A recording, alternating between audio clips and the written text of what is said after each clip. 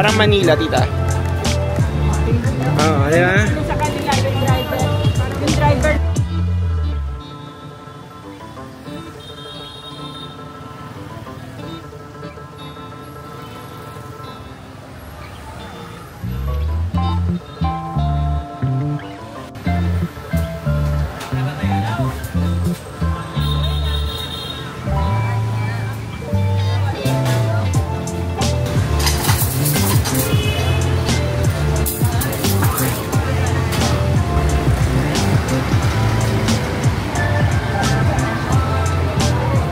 Hindi ko alam kung yung rice, pina-order niya ako ng rice, hindi ko alam kung yung, ano tawag ito? Hindi ko alam kung yung rice, kung yung bin-order natin may rice na o wala pang rice. Sabi niya 111, hindi ko nila maintindihan eh.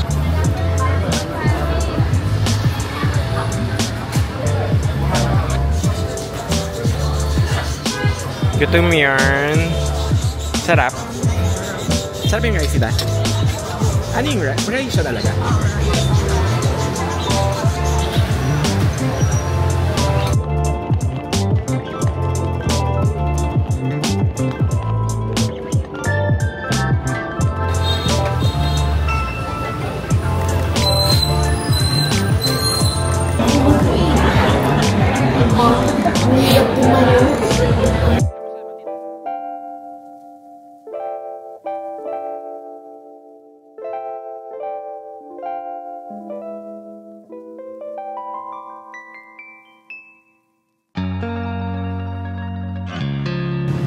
May bayad daw.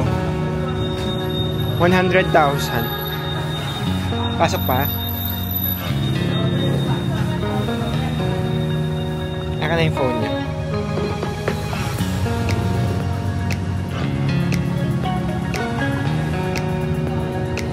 One, two,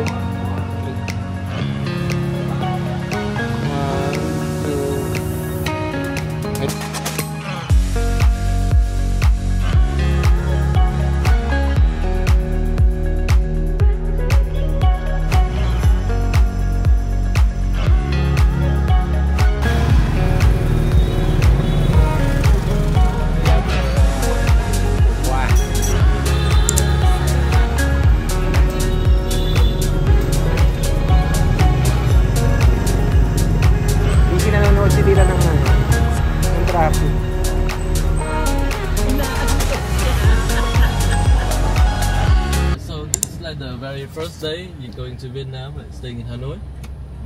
Yeah. Oh yeah. So to our first stop, I will get into the egg coffee, so you can try out the coffee and also have enough energy for the tour today. And I will tell you about the itinerary about the tour. First of all, going to egg coffee, and then to visiting around the old quarter to see the Saint Joseph Church, Opera House. And after that, we're moving to the West Lake to visit the pagoda and the Ho Chi Minh Museum.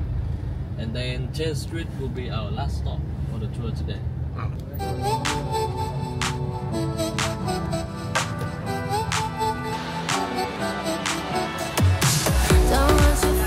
Ano to? First stop ng tour? Egg coffee. Yeah, city tour sa Hanoi. Egg coffee, pero hindi kami mag-coffee. Kasi nag-coffee na kami ng morning. Gusto namin ng medyo kakaiba. Banana shake.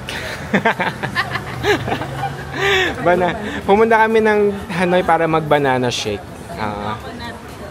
Si Mama, coconut coffee. Si Mama mo.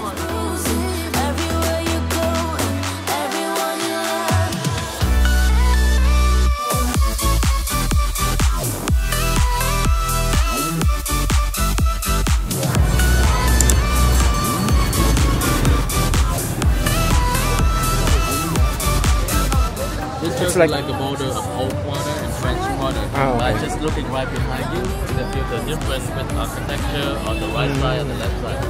On that side is on the French water. Old water is this side. Okay. And this church is very old, more than 120 years old. Built by the French during the colonies time. So just within a few minutes, they're gonna open, and then you can go inside the church to see it. So this church is still function, but just only work on Sunday for the mass.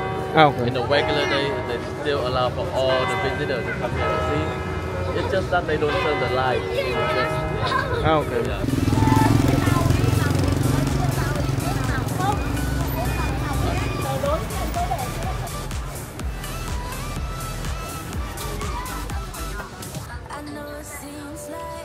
In Vietnam, you can offer at pagodas and temples.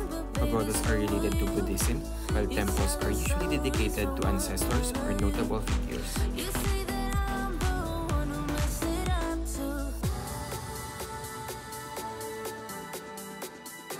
A lot of Chinese characters can still be seen carved in the pagodas and temples.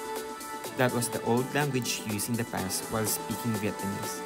When the French came to Vietnam, they introduced the alphabet, which was later adapted to create the official Vietnamese language.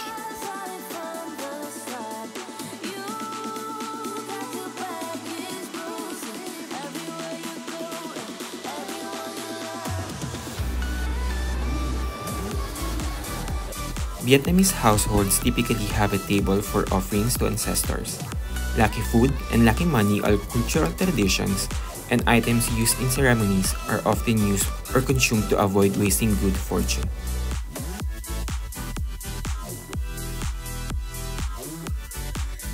What do you call this tree? This tree, the peach blossoms. Ah, peach blossom. Also the very signature tree, we buy it during the Lunar New Year's to decorating at our home. Because they only bloom at the Lunar New Year's. That's why we bought it.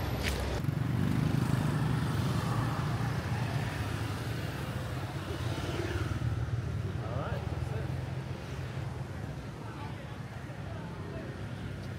It's a turtle. Because this lake has a story about the turtle.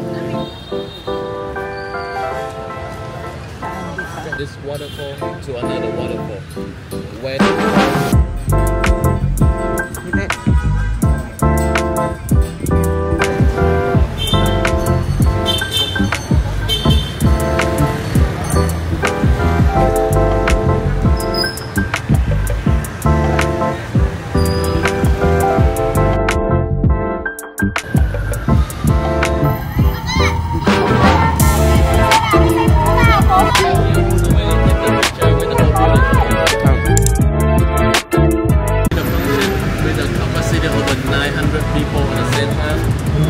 it's only open one or twice per month because this architecture is pretty old nowadays.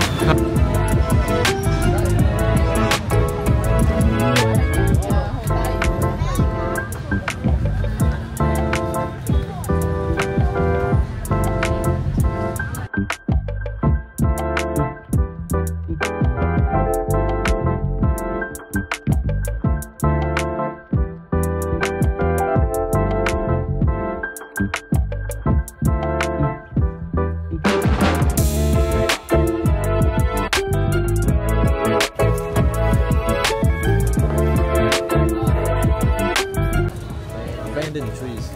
This tree is actually not from Vietnam. It's a gift by the President of India. In 1959, he also came here and gave us a tree for the pagoda. The great building over there is the tomb for the President Ho Chi Minh. And his body is still kept inside that tomb till now today, since 1969.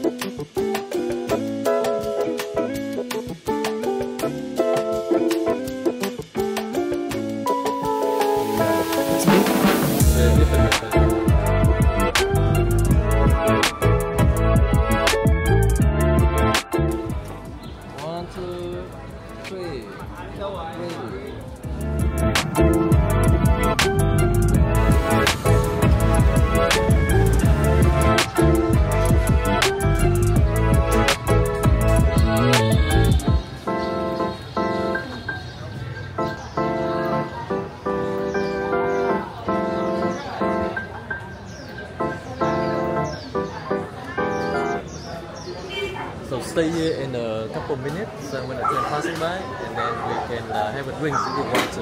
Okay. And also have a picture in here. 证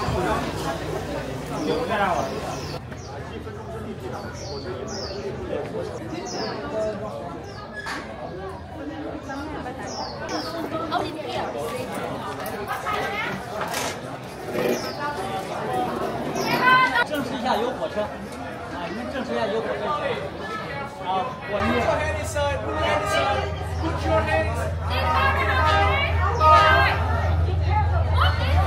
想要福利的座椅啊。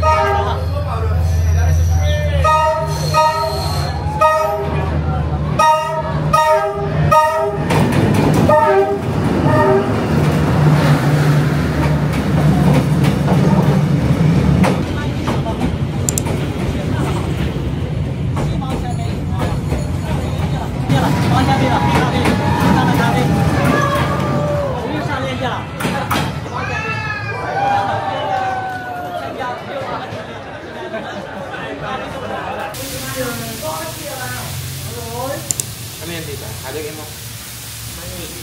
Mani? Hindi. Shallots. Haluin mo maigi dito. Oo. Po. Type mo. Type ka niya.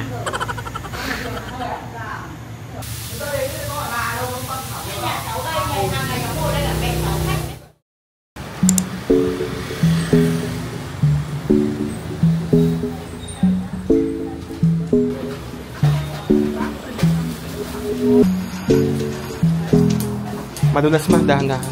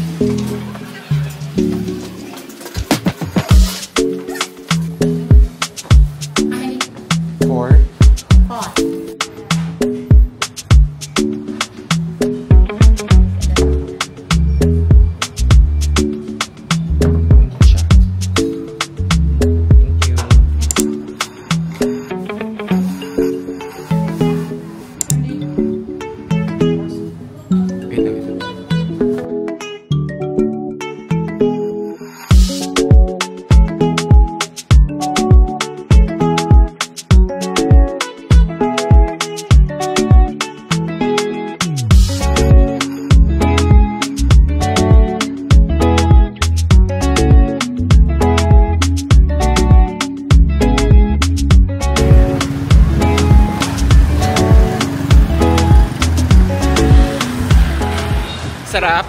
Masarap. In fairness, naubos mo rin Tita Edith, ha? Diba? Another one like this. One more. New. New, no.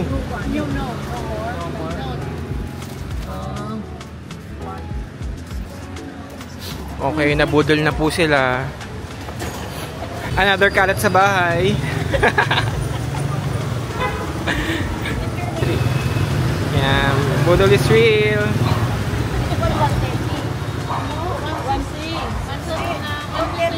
Oh, hagel pa, hagel.